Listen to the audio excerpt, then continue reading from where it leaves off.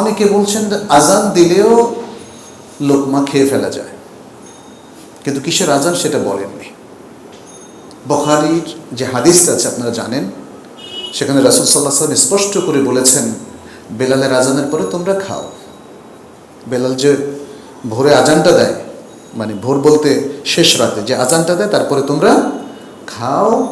তবে আব্দুল্লাহ ইবনে উম্মে মাকতুমের আজান হলে তোমরা খেও না, খাওয়া বন্ধ করো। তার মানে কি, তিনি বলে দিয়েছেন। সুবহানাল্লাহ।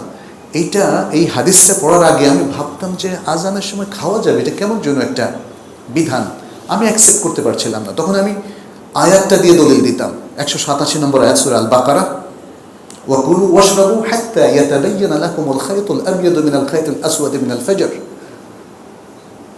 ফজরের কালো রেখার পরে সাদা রেখা উদ্ভাসিত হওয়া পর্যন্ত তোমরা পানাহার করতে থাকো। তার মানে সাদা রেখা সবে সাদেক হলেই খাবার বন্ধ।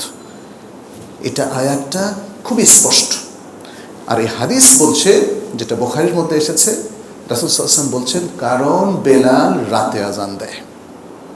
এতে একটা জিনিস বোঝা গেল যে শেষ রাতে ফজরের আগে আজান দেওয়াটা শরীয়ত সিদ্ধ।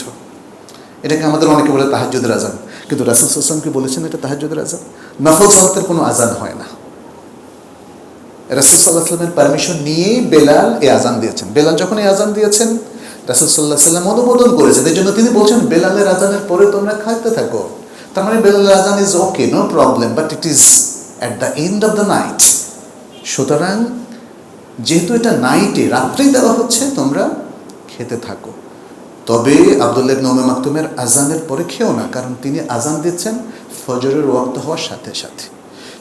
তাহলে সূক্ষ্মভাবে আমাদেরকে বুঝতে হবে, এই হাদিসটা হয়তো অনেকেরই জানা নাই, ফলে তারা গবেষণা করে হোক বা তাদের কাছে অন্য কোনো দলিলও থাকতে পারে, কিন্তু সেই দলিলটা এখানে গ্রহণযোগ্য হবে না। স্পষ্ট দুটো, কোরআনের দলিল আর বুখারীর দলিলের পরে, যে ফজরের আজান চলতে থাকলে আসলে লোকমা খাওয়া যাবে না। এটা শেখ সালেহ বিন উসাইমিন সহ বড় বড় উলামায়ে কেরাম ফাতোয়া দিয়েছেন। এটা বলার উদ্দেশ্য হচ্ছে যে আমাদেরকে এই বিধানগুলো জানতে হবে, কিভাবে আমাদের রোজাটা নষ্ট হয়, ফিজিক্যালি নষ্ট হয় অথবা অন্য দিক থেকে, মর্মগত দিক থেকে নষ্ট হয়, সেটা আমাদেরকে জানতে হবে।